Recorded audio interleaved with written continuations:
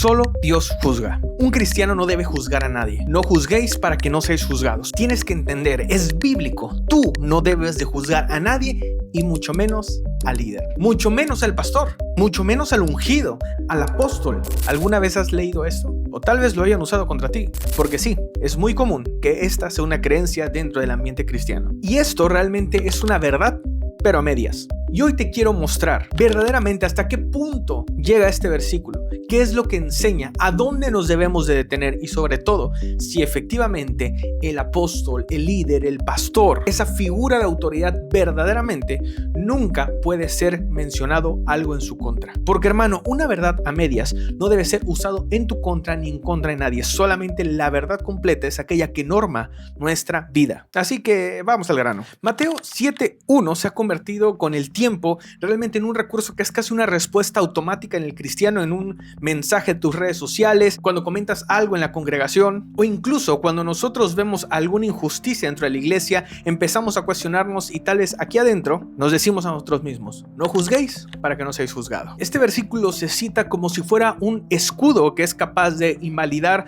cualquier confrontación, algún discernimiento o alguna evaluación hacia ciertas personas. Por eso es uno de los textos más repetidos y a la vez más mal interpretados dentro y fuera del ambiente cristiano. El problema no está en las palabras de Cristo, sino en el uso que se hace de ellas. Cuando este pasaje se invoca para justificar el pecado o para eludir una corrección, deja de operar como enseñanza que está orientada a la santidad, a la transformación del creyente, y comienza a ser simplemente una frase para rechazar límites y responsabilidades tanto morales como espirituales dentro de la iglesia. En ambientes neopentecostales, incluso pentecostales o de la teología de la prosperidad, este versículo suele resignificarse como si fuera un blindaje hacia la institución, hacia la organización o hacia ciertas ideas individualistas del pastor, del líder o del apóstol. Se repite con otros nombres, pero con el mismo efecto. No juzgues la enseñanza, no juzgues al líder, no cuestiones las decisiones de la autoridad. Bajo esa misma lógica, discernir, evaluar o exigir coherencia tanto doctrinal como moral ahora significa simplemente una falta espiritual. Estás fallando a la Biblia. Y yo me pregunto, ¿en qué momento llegamos a eso? Es decir, ahora entendemos que el que calla es humilde, quien pregunta es un rebelde. Pero en la práctica el texto deja de servir a la formación del carácter cristiano y comienza a funcionar como un mecanismo de protección a la autoridad o al poder. Se confunde la humildad necesaria para examinarse con la obligación de guardar silencio. Se sustituye la obediencia a la sana doctrina, a la enseñanza, por ser alguien pasivo que solamente calla aunque las cosas sean injustas. Cambiamos la reverencia debida a Dios por un sometimiento ciego a un ser humano, a ideas humanas o a una institución. Este tipo de lectura suele sostenerse con objeciones que suenan bastante espirituales, muy buenas, pero que esconden una premisa que es totalmente ajena a la Biblia. Como todos somos pecadores, nadie puede hablar. ¿Quiénes somos nosotros para decir algo?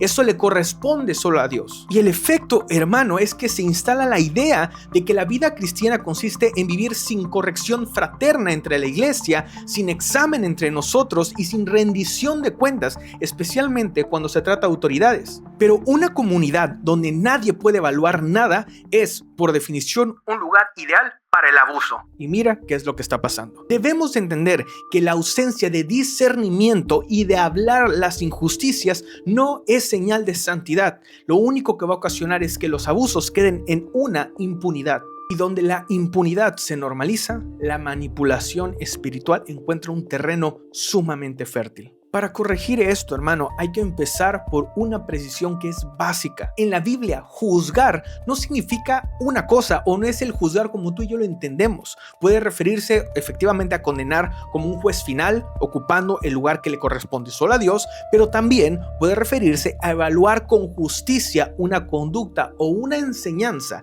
y puede referirse también a discernir entre lo verdadero y lo falso. El debate depende de no mezclar esos sentidos, no usar el que más convenga, porque lo que Cristo prohíbe en Mateo 7:1 no es el discernimiento moral ni la evaluación doctrinal, todo lo contrario, lo que evalúa es el juicio hipócrita. la pretensión de condenar al otro desde una posición moral o espiritual que uno mismo no está dispuesto a someter al mismo estándar. Y en nuestro caso, ese estándar es la palabra de Dios. Una lectura fiel del contexto inmediato de Mateo 7 y del conjunto de toda la escritura, que justo eso es lo que deberíamos hacer con toda enseñanza, no que dice un versículo, sino que enseña toda la Biblia referente a ese versículo. Y si hacemos esto, la escritura nos muestra que Jesús no promueve el no intervenir, el callar, el no hacer nada. No, si alguien convierte Mateo 7:1 en una prohibición absoluta de toda evaluación, está concluyendo algo que el texto no permite concluir. Es decir, una eisegesis. Le está poniendo a su conveniencia sus propios estatutos a la Biblia. En el Sermón del Monte, que está llena de hermosos mensajes de Dios, Jesús está describiendo la vida del reino, una vida marcada por coherencia, integridad y obediencia, pero no por una superioridad moral o autoritativa o de revelación, no. Por eso el blanco del pasaje no es decir que algo está mal, sino la hipocresía religiosa que denuncia el mal ajeno mientras tolera y encubre su propio mal. Y hermano, claramente eso es algo que no debemos hacer. El sentido del texto no es nadie puede señalar nada, sino nadie puede ser juez mientras se rehúsa a ser juzgado por el mismo estándar. Y te vuelvo a decir, ese estándar es la palabra de Dios. Y Jesús lo deja claro en el desarrollo inmediato del argumento. Después de Mateo 7:1, expone el mecanismo de la hipocresía con la imagen de la viga y la paja. Apenas un poco más adelante, en Mateo 7:3, el problema no es ver la paja, el problema es mirar la paja para evitar ver la viga que uno tiene. El problema no es la corrección, hermano. El problema es la corrección usada como máscara de superioridad, como una herramienta de control sobre la otra persona. Que por cierto, curiosamente, los que ocupan este versículo para decir no me puedes juzgar, normalmente eso es lo que están haciendo. Ocupan el error del otro, la molestia del otro, la queja del otro para tapar los errores que ellos tienen. Y que en muchas ocasiones saben perfectamente bien que lo tienen. Porque vemos claramente que en ese versículo, después de mencionar que hay que sacar primero la viga, dice que una vez que la saques, vas a poder ver claramente la paja en el ojo de tu hermano para que la saques. Entonces, muy convenientemente, solamente se toma una parte del mensaje y se usa como un escudo. Cuando la parte final de esta enseñanza, hermano, es justamente lo que necesitamos hacer. Y también hay que reconocer algo. Hay personas que no son malintencionadas, pero que llevan toda su vida creyendo, pensando, porque le han enseñado que efectivamente todo pecado en la iglesia se debe de callar. Nadie puede decir nada, nadie le puede decir nada al pastor, ni a un hermano, ni nadie. Solamente el pastor es el único que tiene que decir dónde está el pecado. Ahora es algo que debemos de cambiar. Dejar de ver solamente un pedazo de la enseñanza y verla completa. Y si aquí estás pensando que te estoy diciendo que tienes que llegar a la iglesia y decirle a todo el mundo cuál es su pecado, por favor, espera un poco más. Claramente eso no es lo que estoy diciendo y así no debe de actuar un cristiano. Pero vamos punto por punto. Notemos además un detalle que suele omitirse cuando se manipula este pasaje. Cristo no solo denuncia la hipocresía, sino que pone un orden correcto de la corrección. Primero la autoevaluación honesta, luego la ayuda al hermano. De hecho, el propósito explícito de ese proceso es poder ver bien para ayudar al hermano. Eso significa que el texto, lejos de prohibir el discernimiento, lo presupone e incluso dice que hay que hacerlo. Hermano, es hora de despertar y entender que un cristiano no es llamado a apagar su conciencia ni a renunciar a su criterio. Es llamado a purificar su criterio, a ser perfeccionado, sometiéndose a la verdad de Dios y aplicándolo con justicia y humildad. Y eso se logra y solamente se puede lograr en comunión, en nuestra iglesia, acompañado de las personas que Dios ha puesto a nuestro alrededor, dentro del cuerpo de Cristo. Por eso es ilegítimo usar Mateo 7:1 como un escudo para que las críticas no lleguen a tu vida, para que no haya ninguna crítica. No, ese uso convierte el mandato de Cristo en una herramienta para líderes, para doctrinas, para prácticas, para instituciones. Y cuando un texto bíblico se usa para evitar el examen, lo que se está protegiendo no es la santidad, sino los propios errores humanos. Es el ego humano hablando en su máxima expresión. La escritura no enseña que el pueblo de Dios deba ser incapaz de discernir o de hablar o de señalar lo que es errado conforme a la palabra del Señor. De hecho, todo lo contrario. La Biblia enseña que la verdad debe ser amada examinada, obedecida y proclamada, y donde esa verdad es sustituida por una lealtad incuestionable a un sujeto o a un grupo de personas, lo que queda ya no es la libertad cristiana bajo el señorío de Cristo como nuestro único Señor, sino también ahora está una estructura de control religioso, una institución o una persona que se disfraza de espiritualidad, pero no es lo que dice la palabra del Señor. Es una manipulación de lo único que realmente puede normar nuestra vida. Debemos entender, hermano, el juicio que una persona practica debe de ser recíproco. Debemos de juzgar de forma justa. Eso es lo que enseña la Biblia. La medida con la que evalúas a otros debe ser la misma medida con la que tú aceptas ser evaluado.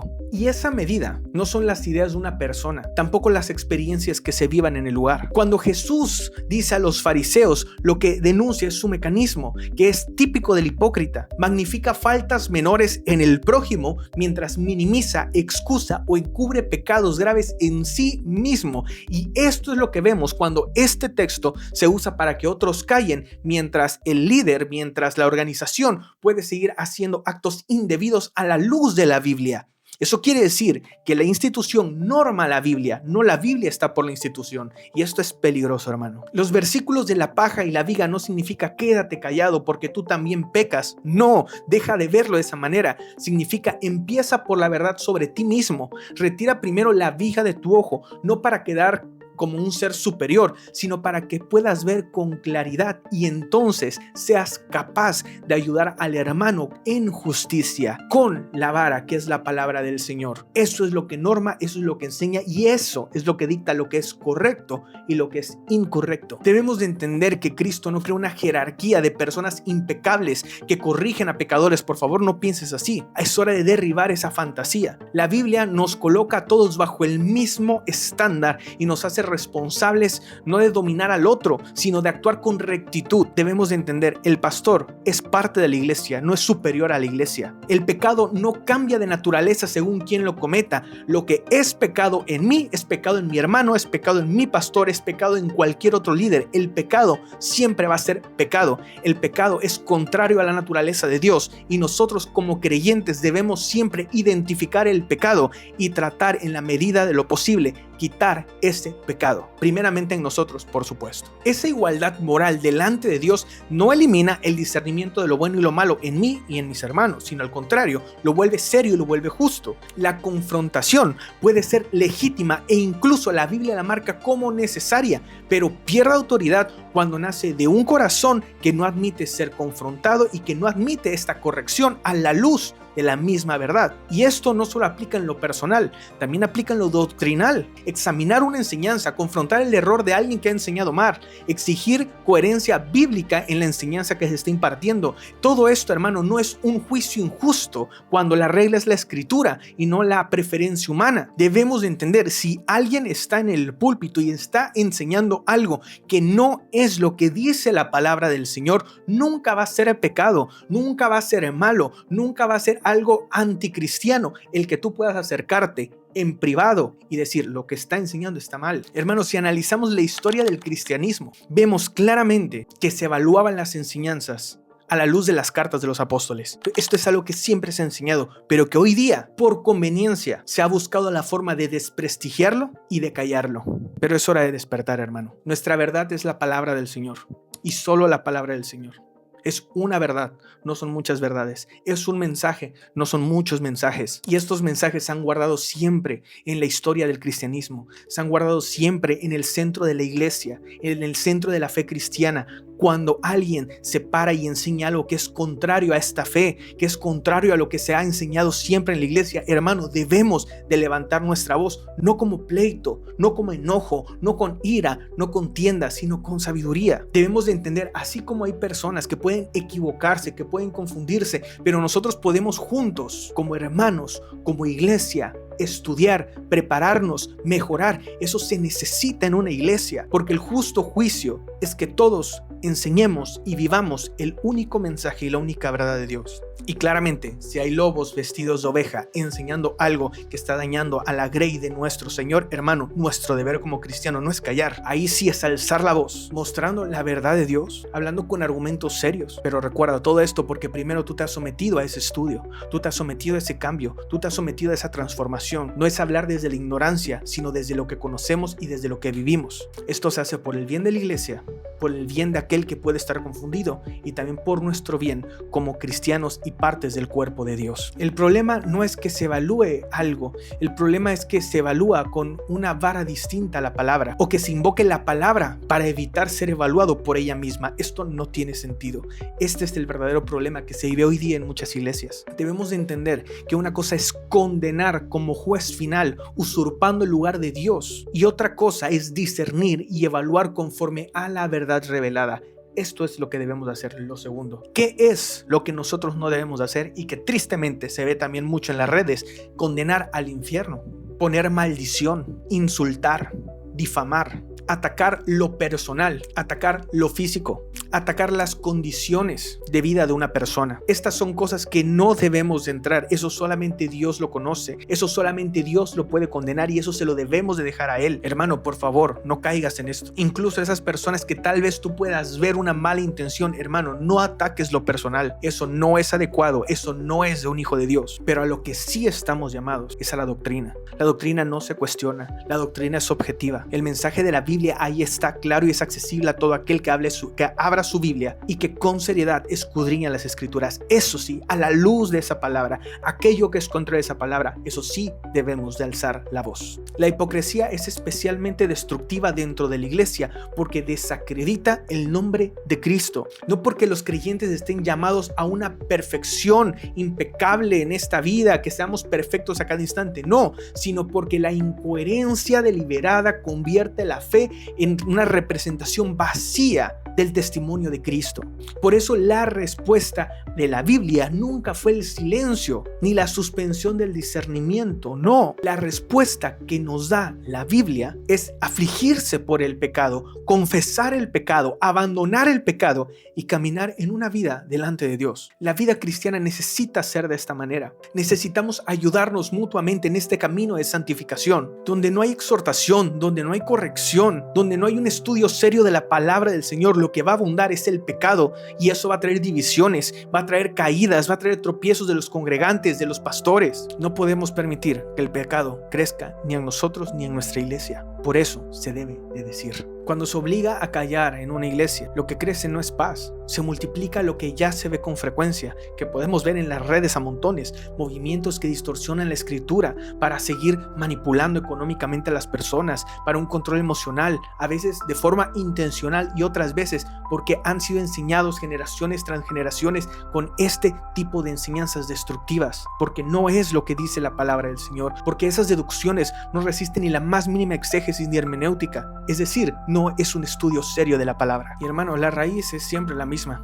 Se reduce el cristianismo a lealtad y ya, lealtad ciega. Se reemplaza la corrección bíblica por este tabú de nadie puede hablar, nadie puede cuestionar nada. Pero hermano, despierta. La iglesia no es un espacio donde la autoridad humana es algo intocable. No, la iglesia es el pueblo sometido a la escritura, es sometido a la presencia de Dios, es sometido a la autoridad de Dios. Por eso, hermano, la corrección no se define por mi opinión contra tu opinión, sino por la norma que la iglesia ha confesado desde el principio. La enseñanza apostólica es preservada en las escrituras y cuando se trata con seriedad podemos ver estas cosas claramente.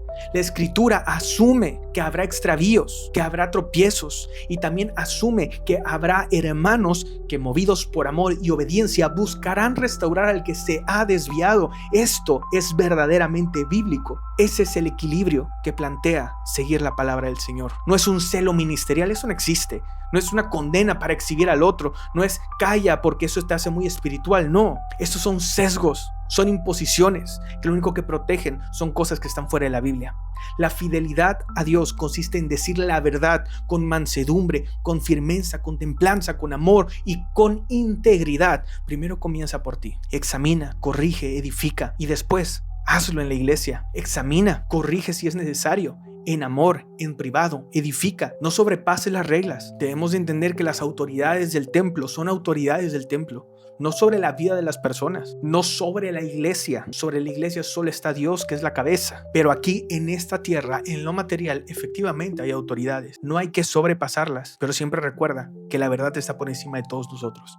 Por eso nosotros también somos llamados a la edificación del cuerpo. Y esto para que la iglesia no sea una comunidad de apariencias, sino un lugar donde la luz verdaderamente, la luz de Dios, expone y sana las heridas de los corazones que antes estaban en pecado, pero ahora están en un camino diferente para reflejar a Cristo en su vida. El propósito de la corrección nunca ha sido ganar disputas. El propósito de la corrección es rescatar a personas del poder corrosivo del pecado. Por eso Jesús establece un camino ordenado para confrontar el error, y esto es a través de la paciencia, el amor, la mansedumbre, la templanza. Se debe de restaurar al hermano siempre. La libertad que Cristo otorga no consiste en la tranquilidad de no ser cuestionados, sino al contrario, la tranquilidad que aún en nuestro cuestionamiento seremos purificados, cambiados de nuestra conciencia por medio de la verdad de Cristo, de modo que la vida pueda ordenarse delante de Dios sin máscara, sino siendo tal cual somos, porque solo Él es el que conoce nuestro corazón. Hermanos, si aún así tú sigues pensando, no debo juzgar a nadie, reflexiona en esto.